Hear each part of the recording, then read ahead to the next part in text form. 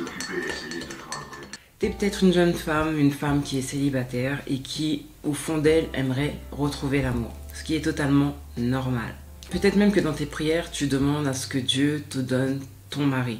À ce que Dieu crée des situations, des opportunités où tu vas rencontrer ton mari. Parce que tu veux être la femme de quelqu'un, tu te languis d'être avec quelqu'un, d'avoir quelqu'un à tes côtés, etc. On connaît. Mais j'ai envie de te dire que tu n'as pas besoin d'un homme. En tout cas, pas maintenant.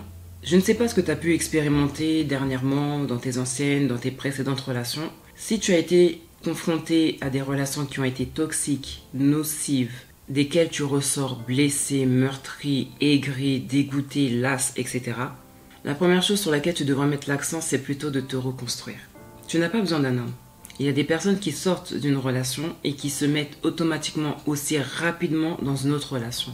Pour oublier et pensant que la prochaine personne apportera la guérison de la précédente relation. C'est comme quand tu as eu un accident. C'est pas dès que tu sors du bloc opératoire que tu peux te remettre en selle, que tu peux refaire du cheval, que tu peux te remettre à courir, que tu peux refaire telle ou telle activité. Il te faut passer par une période de rééducation. Et c'est la même chose dans tes relations. Tu peux pas, dès que tu sors d'une relation, te mettre dans une autre relation. Il te faut un temps où tu vas te reconstruire, où tu vas revoir certaines choses, où tu vas revoir tes priorités, où tu vas revoir tes choix, où tu vas revoir ce que tu veux, où tu vas revoir tes valeurs.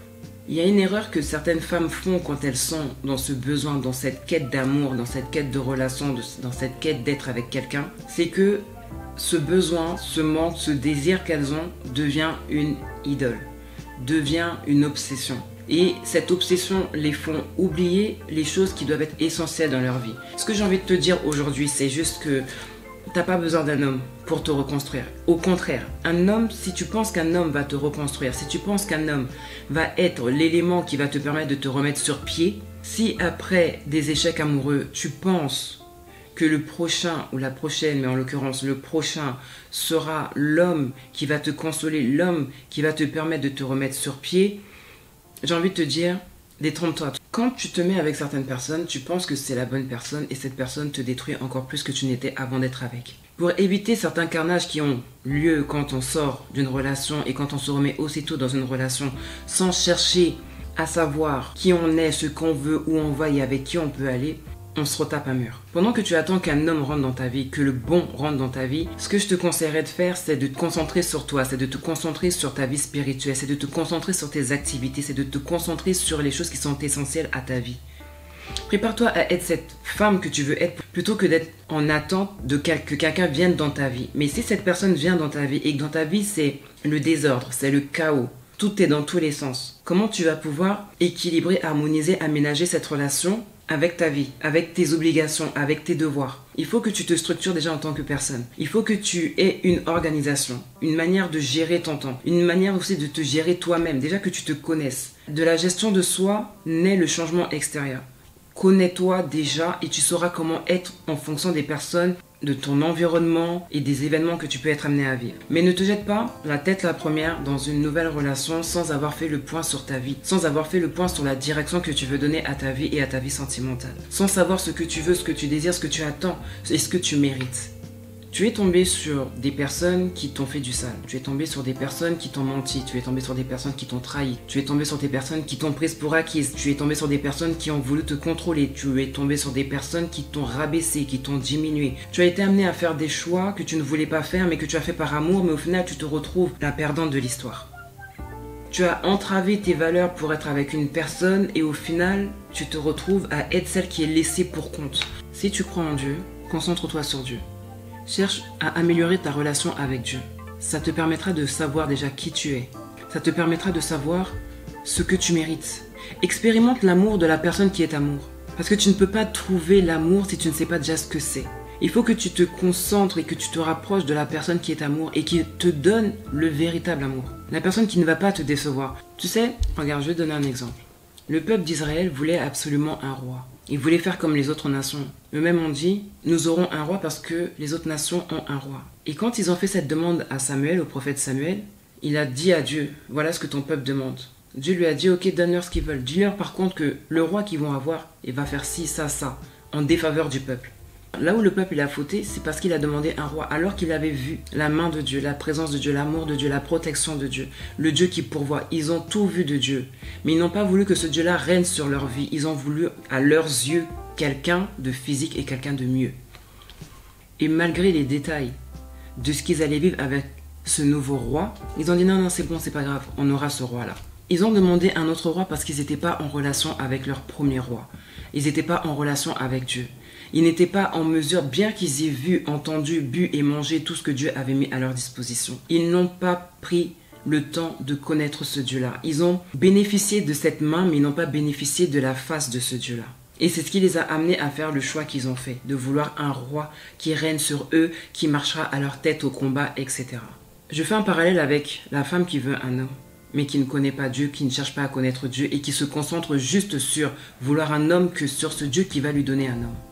Et tu sais, si tu veux un homme avant de vouloir Dieu, tu vas expérimenter énormément de déboires. Concentre-toi sur qui il est. Connais Dieu et cherche à connaître Dieu davantage. Entre en relation avec lui, de sorte à ce que tu puisses connaître la largeur, la longueur, la hauteur, ainsi que la profondeur de son amour. À ses yeux, tu as de la valeur. Lui, il se tient du côté des personnes qui ont le cœur brisé. Tu as eu le cœur brisé suite à tes relations. Il est à tes côtés pour te guérir. Il a permis la blessure, il te donnera aussi le remède pour guérir. Mais ce n'est pas un homme qui va te donner ça. Parce que si tu penses que c'est un homme qui peut te donner ça, ça veut dire que le pouvoir que Dieu a, tu le donnes à un autre homme. Celui de te guérir, de te consoler. Fais d'abord confiance à Dieu. Mets d'abord les choses entre ses mains. Mets ta relation entre ses mains. Et des moments dédiés à ce Dieu-là pour faire des choses avec lui, pour être en intimité avec lui. Laisse-le te donner ce que tu dois avoir. Dieu veut passer du temps avec toi. Et toi, tu vas peut-être te concentrer sur un homme qui ne veut pas passer du temps avec toi. Tu vas peut-être vouloir un homme qui ne va même pas chercher à te protéger, que ce soit financièrement, physiquement, psychologiquement. Dieu veut prendre soin de toi, mais tu peux tomber sur un homme qui ne prendra même pas soin de toi. Dieu veut te prouver son amour. Dieu veut que tu vives son amour. Il y a des hommes qui ne vont pas vouloir prouver quoi que ce soit et qui ne pourront pas prouver quoi que ce soit. À travers ta relation avec Dieu, il va te montrer c'est quoi être aimé. Il va te montrer c'est quoi être valorisé. Il va te montrer c'est quoi être honoré. Il va te montrer c'est quoi avoir de l'importance aux yeux de quelqu'un. Il va te montrer c'est quoi la fidélité. Certainement, et à raison, tu dois te dire ouais mais ce genre d'homme, est-ce que ça existe encore? La pensée qui m'est venue quand j'étais en train de penser à ce message, c'est il y a un reste. Il y a un reste de personnes qui n'a pas fléchi le genou devant Baal. Il y a un reste de personnes qui craignent Dieu. Il y a un reste de personnes qui respectent la femme. Il y a un reste de personnes qui sait c'est quoi honorer une femme. Il y a un reste de personnes quelque part qui connaît la valeur d'une femme, qui veut montrer à une femme qu'elle a du poids, qu'elle a du kilo, qu'elle est importante pour lui. Quelque part, il y a un homme qui est comme ça.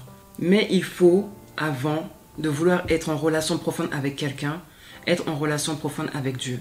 Et si tu es en relation profonde avec Dieu, que tu connais sa voix, que tu la reconnais, que tu le suives, le jour où il te dira c'est lui, tu sauras que c'est lui, le bon pour toi. Mais ne te dis vraiment pas que tout te viendra de ta prochaine relation que tu auras choisie toi-même. Parce que quand Israël a fait le choix d'un autre roi, ça a été des dégâts. Mais si Dieu choisit ton roi, si Dieu est déjà ton roi et qu'il choisit après ton roi ou qu'il te guide vers ton roi, tu ne seras pas déçu. Des fois, tu vas t'approcher d'une personne et cette personne ne va même pas s'approcher de toi. Alors qu'il est dit dans sa parole que si on s'approche de lui, lui aussi s'approche de nous. En fait, Dieu, c'est l'exemple même du genre d'homme qu'on voudrait avoir dans notre vie. Dieu, c'est celui qui peut rebâtir sur les anciennes ruines de ta vie. Mais tu n'arrives pas à lui donner la première place. Parce que tu ne le vois pas, parce que des fois, son temps n'est pas ton temps, donc tu estimes que c'est long, tu es impatient, ce qui est normal. Totalement normal. Et même dans cette impatience-là, des fois, on fait des bêtises. Demandons à Dieu dans ces moments-là, quand on voit que c'est l'impatience qui commence à guider, de nous donner la patience, parce que de l'impatience naît énormément de conséquences. Ne fais pas de ton célibat un moment de plainte et de lamentation, d'un moment de précipitation.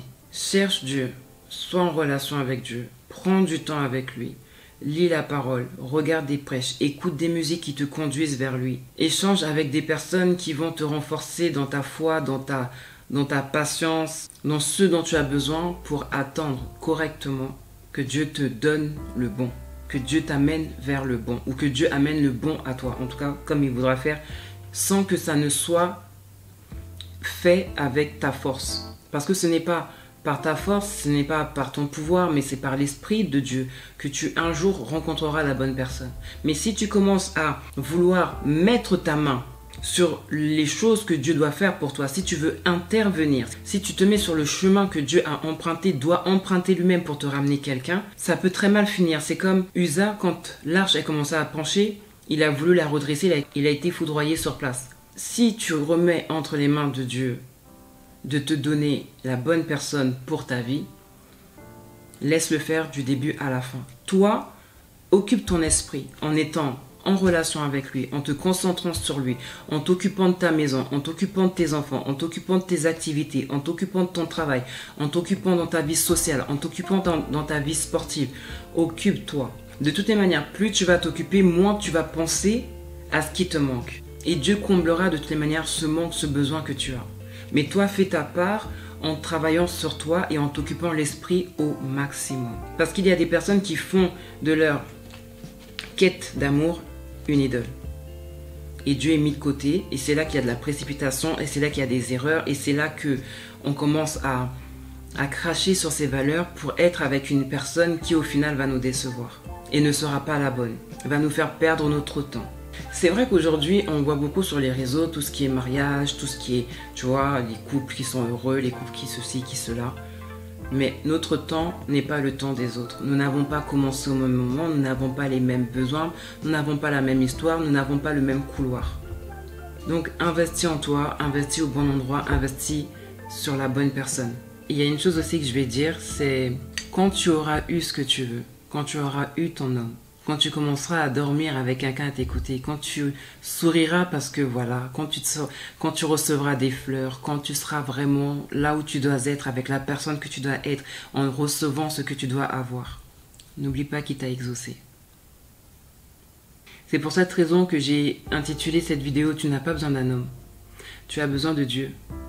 Et après Dieu, tu as besoin d'un homme de Dieu, avec qui vous allez servir Dieu ensemble, avec qui vous allez faire des choses ensemble, avec qui vous allez bâtir ensemble. Tu as beaucoup pleuré, hein?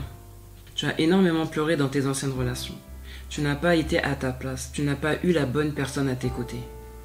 Tu as prié, tu as jeûné, tu as fait tout ce qu'il fallait. Mais peut-être que tu n'avais pas vraiment la priorité à cœur. C'est comme, je crois que c'est Léa. Léa, elle a enfanté beaucoup d'enfants à Jacob. Mais les premiers enfants qu'elle avait enfantés à Jacob étaient dans le but d'attirer l'attention de Jacob sur elle. Mais dès l'instant, elle a eu un enfant qui l'a ramené à rendre gloire à Dieu, qui a fait qu'elle a tourné ses regards vers Dieu. Tant que tu feras des choses pour plaire aux hommes, chercher un homme, avoir l'attention d'un homme, ces choses ne marcheront pas comme elles doivent marcher. Tu n'auras pas ce que tu dois avoir comme tu dois l'avoir. Mais si tu te concentres sur Dieu, si tu cherches à plaire à Dieu, si tu cherches à rendre gloire à Dieu, si tu cherches à montrer à Dieu que tu es son enfant, que tu es de sa maison, que tu t'intéresses à lui et non à ce qu'il peut te donner, énormément de choses changeront pour toi. Mais il faut savoir mettre chaque personne à sa place. Qui à la première place, qui à la seconde place, qui vient par la suite. Reconcentre-toi. Le mariage, c'est bien, ne t'inquiète pas, quelque part, il y a quelqu'un pour toi. Mais concentre-toi sur l'essentiel. Continue ta vie, ne te mets pas à faire du surplace parce que tu attends ton Boaz. Tu le trouveras pendant que tu marches. Tu le trouveras pendant... Non, tu le trouveras pas parce que tu ne cherches pas. Tu le rencontreras pendant que tu marches. Tu le rencontreras pendant que tu travailles. Tu le rencontreras pendant que tu seras en activité. Pas pendant que tu seras oisive. Et tu le rencontreras quand tu auras expérimenté l'amour. Quand Dieu t'aura fait ressentir son amour. Quand tu te diras, ça c'est ce que je dois vivre.